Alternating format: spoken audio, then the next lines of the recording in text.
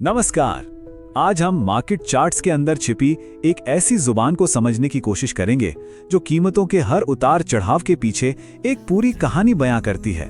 अच्छा, जब कोई पहली बार किसी स्टॉक चार्ट पर नजर डालता है तो वो अक्सर ऊपर नीचे जाती लकीरों का एक जाल ही लगता है। एक ऐसा रहस्य जिसे सुलझाना सच कहूं तो बड़ा मुश्किल लगता है। पर क्या ये सच में बस इतना ही है? जैसे इस चार्ट को ही देख लीजिए। ये क्या है? क्या ये सिर्फ यूं ही बेतरतीब ढंग से खींची गई लकीरें हैं जिनका कोई मतलब ही नहीं? ज्यादातर तो ये सिर्फ एक शोर जैसा लगता है ना? या फिर इन लकीरों में शायद कुछ और ही छिपा है? क्या हो सकता है कि ये बाजार में मौजूद लाखों लोगों के डर, उनके लालच और उनकी उम्मीदों की एक कहानी हो? बस यही वो सवाल है जिसके इर्द गिर्द आज की हमारी पूरी बातचीत रहेगी। चलिए अब इस रहस्य से पर्दा उठाते हैं, समझते हैं कि आखिर वो कौन सी अनदेखी ताकतें हैं जो इन चार्ट्स को ये शक्ल देती हैं। और यकीन मानिए, ये कोई कॉम्प्लिकेटेड एल्गोरिदम्स नहीं, बल्कि हम सबकी जानी पहचानी इंसानी भावनाएं हैं। तो सबसे जरूरी बात जो समझने वाली है वो ये है कि ये पैटर्न पूरी तरह से तर्क पर आधारित हैं। पर ये मशीनी तर्क नहीं है, ये इंसानी मनोविज्ञान का तर्क है। ये पैटर्न हमें दिखाते हैं कि जब पैसा दांव पर लगा हो तो लोग एक साथ मिलकर कैसा बर्ताव करते हैं। देखिए, बाजार में ना खरीदारों और बेचने वालों के बीच हमेशा एक खींचतान चलती रहती है और इस खींचतान के पीछे सिर्फ दो सबसे बड़ी भावनाएं काम करती हैं। एक है लालच, जो लोगों को खरीदने के लिए उकसाता है, और दूसरा है डर, जो उन्हें बेचने पर मजबूर कर देता है। और जानते हैं, इसी खींचतान से जन्म होता है सपोर्ट और रेजिस्टेंस लेवल का। इन्हें हम बाजार की मनोवैज्ञानिक दीवारें भी कह सकते हैं। लोगों को वो कीमतें याद रह जाती हैं जहां उन्हें या तो बड़ा फायदा हुआ था या फिर बड़ा नुकसान, और वही यादें उनके आज के फैसलों पर गहरा असर डालती हैं। तो अब जब हम ये जान गए हैं कि भावनाएं ही बाजार को चलाती हैं, तो फिर चलिए देखते हैं कि ये सामूहिक भावनाएं चार्ट पर कैसे कुछ खास पहचानने लायक शक्लें बना लेती हैं। और इन्हीं शक्लों को हम पैटर्न कहते हैं।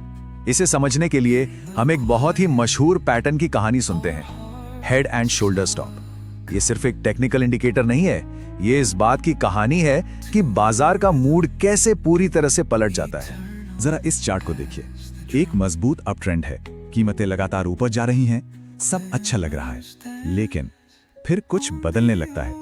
ऐसा महसूस होता है जैसे तेजी की पकड़ अब धीरे धीरे ढीली पड़ रही है। इस पैटर्न का हर हिस्सा एक इमोशनल फेज को दिखाता है।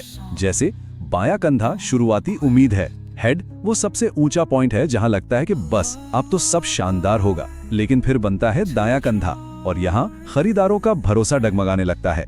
और जैसे ही कीमत नेकलाइन को तोड़कर नीचे जाती है, ये साफ इशारा होता है कि खेल अब बदल चुका है।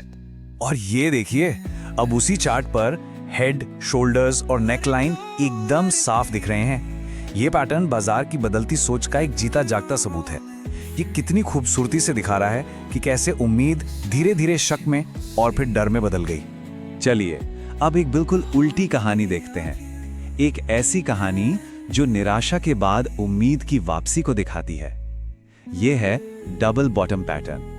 ये उस बाजार की कहानी है जो गिरने के बाद भी हार मानने को तैयार नहीं है।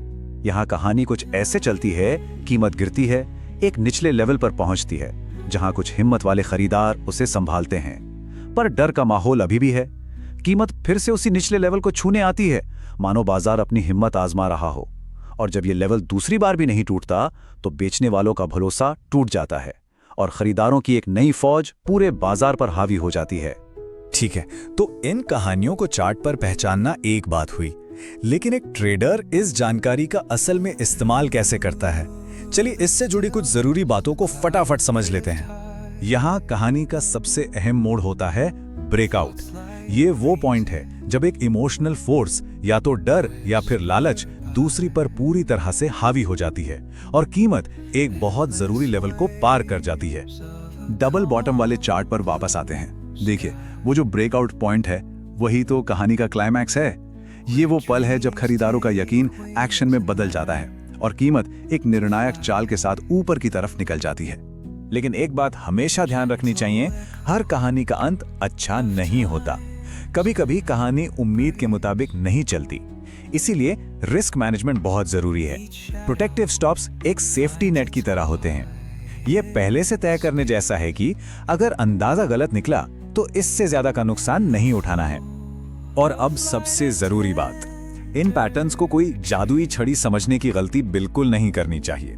एक बैलेंस्ड और जिम्मेदार नजरिया रखना ही सबसे ज्यादा मायने रखता है।